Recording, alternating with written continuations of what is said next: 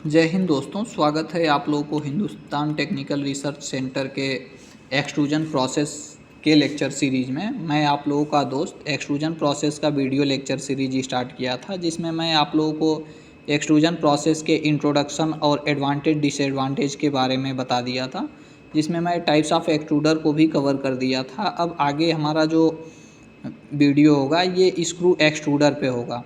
ये screw extruder solid particle को पिघलाकर molten form में कन्वर्ट करती है और एक्सट्रूडर में लगे एक या एक से अधिक स्क्रू जो कि बैरल में होते हैं, उनकी सहायता से जो मटेरियल मेल्ट हो जाता है उसको पंप करता है और पंप करके डाई की जो स्पेसिफिक क्रॉस सेक्शनल एरिया होती है उसके थ्रू मटेरियल को पंप करके बाहर निकाल देता है।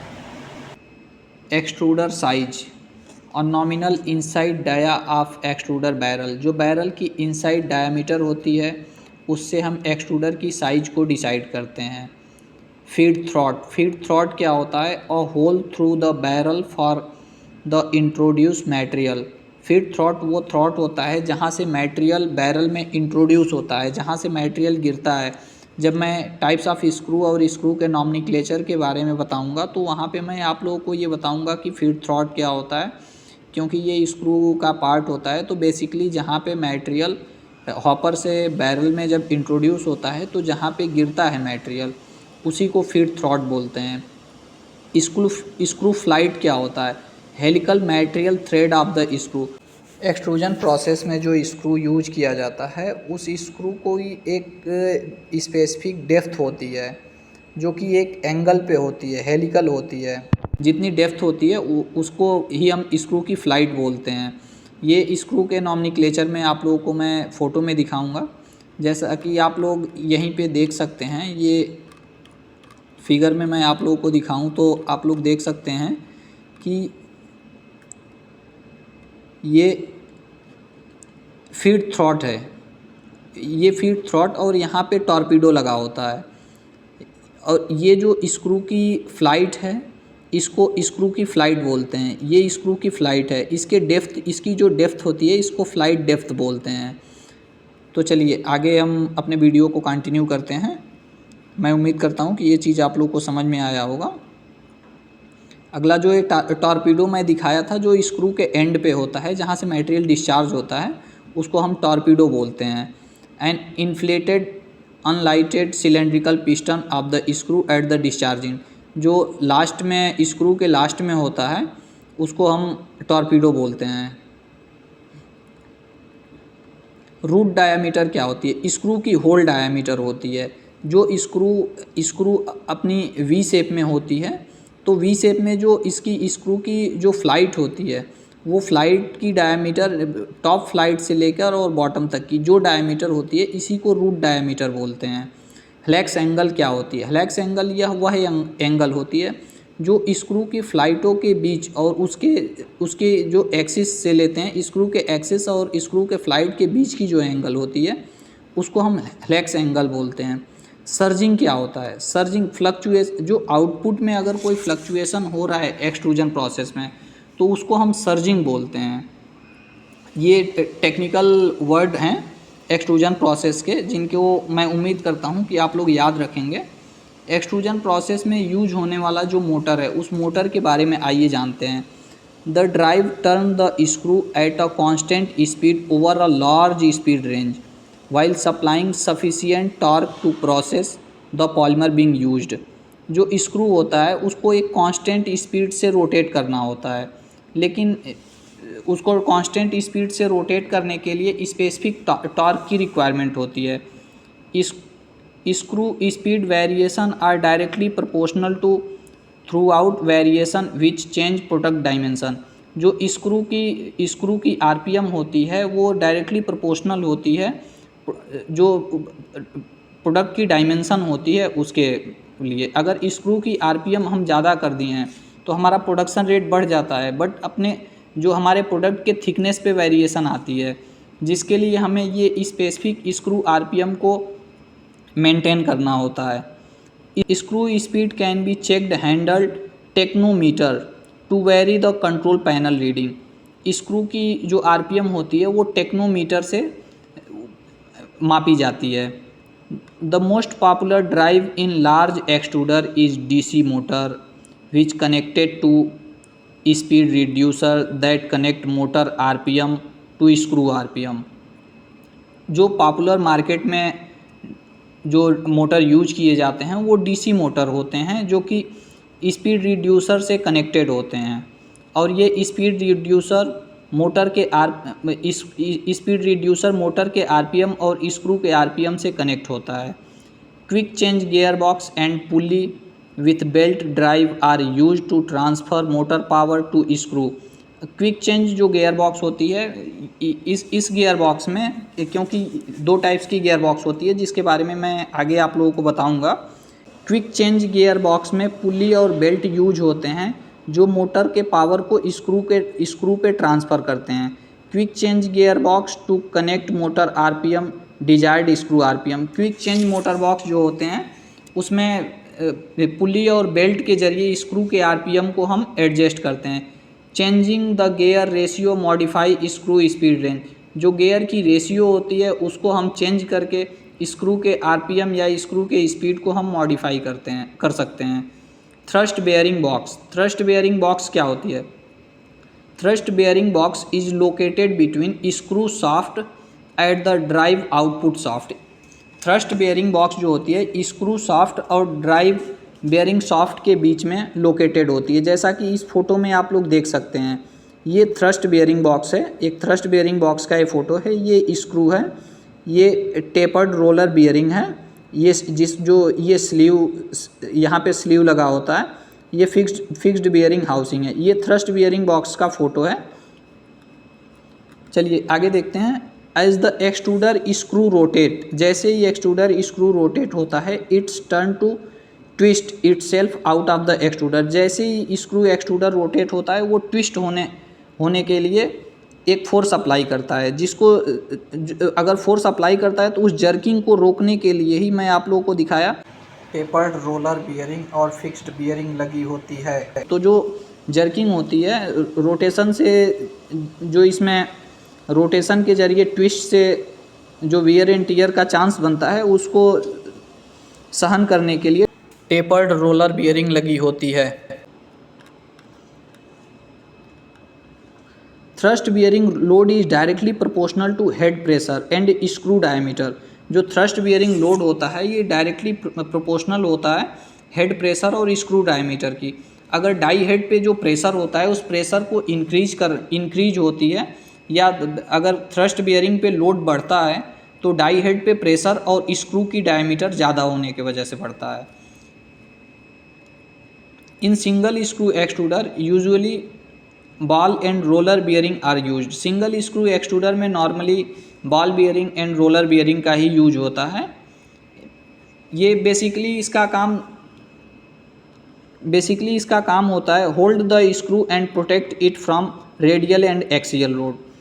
थ्रस्ट बियरिंग का बेसिकली जो मेन मकसद होता है, जो मेन इसका काम होता है वो स्क्रू को होल्ड करना और स्क्रू को प्रोटेक्ट करना होता है।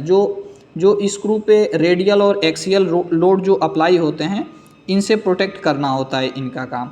अब ये रेडियल लोड कैसे होते हैं और एक्सियल लोड कैसे आते हैं स्क्रू पे, इसके बारे में मैं आगे आप लोगों को बताऊंगा। अब चलिए हम देखते हैं reduction gear box. Reduction gear box क्या होते हैं?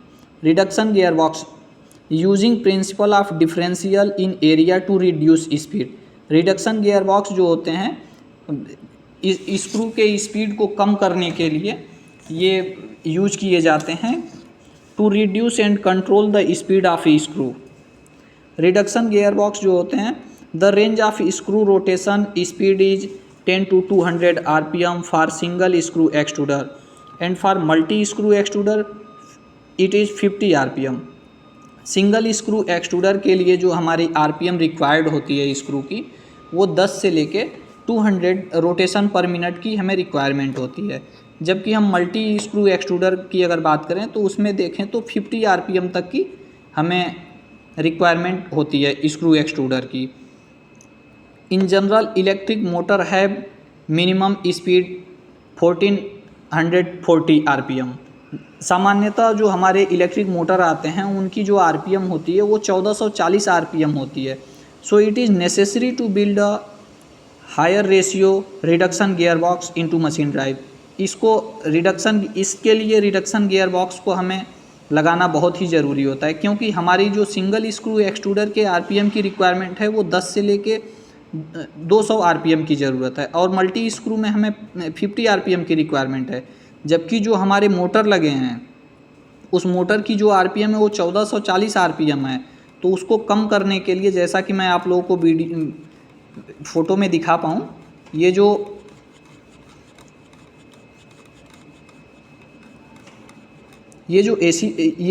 मोटर लगा है, इस मोटर की आरपीएम 1440 आरपीएम सामान्यतः होती है, और जो हमारे सिंगल स्क्रू एक्सट्रूडर की आरपीएम चाहिए ये बहुत ही कम है।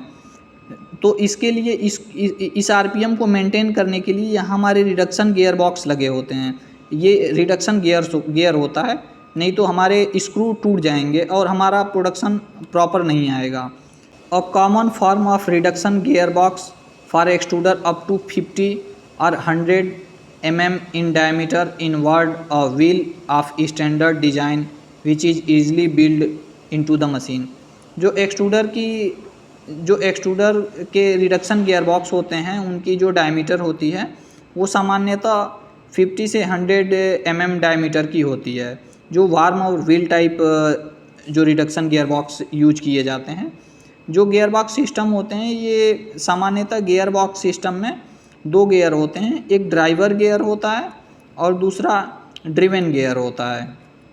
ड्राइवर गियर ये वो गियर होता है जो डायरेक्टली मोटर से अटैच्ड होता है, जो छोटा वाला गियर है, और ये बड़ा वाला गियर है। इस छोटे वाले गियर की आरपीएम, जैसा कि अभी मैं बताया आप लोगों को कि मोटर का आरपीएम 1440 आरपीएम होता है। इस 1440 आरपीएम को मेंटेन करने के लिए, अगर इसे हमें मेंटेन करना है तो हम इसको कैसे मेंटेन करेंगे? इसके 1440 के आरपीएम को मेंटेन करने के लिए हमें एक बड़ा सा गियर लगाना होता है। अगर जैसा कि एक एग्जांपल लेके आप समझें, अगर ये 4 राउंड रोटेट करता है तो इसको 1 राउंड रोटेट करना है, यानी कि इसकी जो रेशियो होगी वो 4:1 की होगी, क्योंकि इसकी जो आरपीएम है वो 1440 है और इसकी हमारी सामान्यतः आरपीएम 10 से 200 आरपीएम होना चाहिए। तो इसके लिए हमें इसके नंबर ऑफ टीथ को बढ़ाने होते हैं, तो इसकी डायमीटर ज़्यादा होती है और इसकी डायमीटर कम होती है। तो जितनी हमें रिक्वायर्ड होती है आरपीएम, उस हिसाब से हम इसको एडजस्ट करते हैं। इसको ड्राइवर गियर बोलते हैं और इसको ड्रिवन गियर बोलते हैं। जो डायरेक्टली मोटर से अटैच होता है स्क्रू के स्पीड को कम करने के लिए, उसको हम ड्राइवर गियर बोलते हैं, और जो स्क्रू के स्पीड जो छोटे वाले गियर से जो रोटेट होता है उसको हम ड्रिवन गियर बोलते हैं। सेम यही प्रोसेस होता है अगर दूसरे सिस्टम में। अगर हमें किसी सिस्टम में स्क्रू के आरपीएम को या किसी चीज़ के आरपीएम को अगर हमें बढ़ाना है, तो उस आरपीएम को हमें बढ़ाने के लिए जो मोटर होता है वो बड़े वाले गियर में हमें ऐड करना होता है। बड़े वाले गियर को हम मोटर के शाफ्ट से लगा देते हैं। तो अगर हमारा ये 1 राउंड रोटेट होता है तो ये छोटा वाला गियर हमारा 4 राउंड रोटेट होता है। 4 राउंड रोटेट होने से इससे क्या होता है, आरपीएम बढ़ जाती है। तो हमें सामान्यतः यूज करना है आरपीएम कम करने के लिए, जो स्क्रू एक्सट्रूडर में यूज किए जाते हैं। अगर हम देखें कि कितने टाइप्स के गियर बॉक्स एक्सट्रूडर में यूज होते हैं, वो पहला जो अपना गियर बॉक्स यूज होता है एक्सट्रूडर में, वो warm wheel type gear box use होता है। वार्म व्हील टाइप में जो स्लिपेज के चांसेस ज़्यादा बनते हैं, क्योंकि इसकी इफ़िशियंसी कम होती है, और इफ़िशियंसी कम है इसके लिए इसका कॉस्ट भी कम है। वार्म व्हील टाइप में एक ये व्हील होता है और ये वार्म होता है। ये इनके रोटेशन से ही, जैसा कि आप लोग देख सकते हैं, स्क्रू के आरपीएम को कंट्रोल किया जाता है। ये छोटा है और ये बड़ा है, इसकी आरपीएम ज़्यादा है, ये डायरेक्टली मोटर से कनेक्टेड होगा और ये स्क्रू से कनेक्टेड होगा। एक एग्जांपल के लिए मैं लिया हूँ आपको समझाने के लिए, आप लोग देख सकते हैं। अब हेलिकल टाइप एक दूसरा जो टाइप्स होता है, जो एक्सट्रूडर में यूज होता है वो हेलिकल टाइप होता है। हेलिकल टाइप की इफ़िशियंसी हाई होती है, लेकिन इसका कॉस्ट भी हाई होता है। इसमें सामान्यतः क्या होता है, जो इनके थ्रेड होते हैं वो थ्रेड हेलिकल होते हैं, एक एंगल पे बने होते हैं, जिससे इनकी इफ़िशियंसी ज़्यादा होती है। क्योंकि जब तक ये छोटा वाला जो गियर होता है ये मोटर से कनेक्टेड होता है, और ये बड़ा वाला जो गियर होता है ये स्क्रू से कनेक्टेड होता है। तो इसमें इसका जो बेसिकली प्रिंसिपल ये होता है कि अगर ये वाला पॉइंट रोटेट होके यहाँ को आ रहा है, तो ये वाला पॉइंट रोटेट होके यहाँ आ रहा है, ये जो टच हो रहे हैं ये कॉर्नर से कॉर्नर धीरे धीरे टच हो रहे हैं, तो इसमें स्लीपेज के चांसेस बहुत ही नॉमिनल हो जाते हैं, बहुत ही कम होते हैं, जिसके वजह से इसकी इफ़िशियंसी बहुत ज़्यादा होती है। और इफ़िशियंसी ज़्यादा होने से इसका कॉस्ट भी ज़्यादा होती है। अब देखते हैं कि हमारे स्क्रू पे जो लोड होते हैं, जो हमारे स्क्रू पे लोड होते हैं वो दो टाइप्स के लोड अप्लाई होते हैं स्क्रू पे, रेडियल लोड और एक्सियल लोड। जो रेडियल लोड अप्लाई होता है वो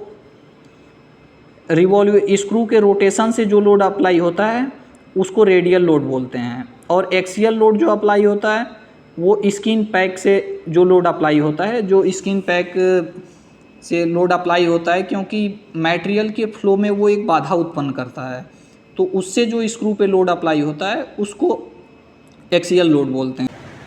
हमारे एक्सट्रूडर और डाई के बीच में लगे स्किन पैक होता है, जो स्किन पैक जिसकी साइज़ डिसाइड होती है कि पर स्क्वायर इंच में उसमें कितने होल्स अवेलेबल हैं। मैं स्किन पैक के बारे में एक अलग से वीडियो बना के आप लोगों को दूंगा, तो इसके साइज़ के बारे में आई होप कि आप लोगों को समझ में आया होगा। प्लास्टिक फील्ड से जुड़ी और भी इंफॉर्मेटिव वीडियो के लिए हमारे चैनल को लाइक और सब्सक्राइब करें तथा शेयर करना ना भूलें। अगर आपकी कोई क्वेरी है तो कमेंट बॉक्स में ज़रूर लिखें, हम पूरा प्रयास करेंगे आपको कमेंट बॉक्स में रिप्लाई करने के लिए। धन्यवाद। जय हिंद।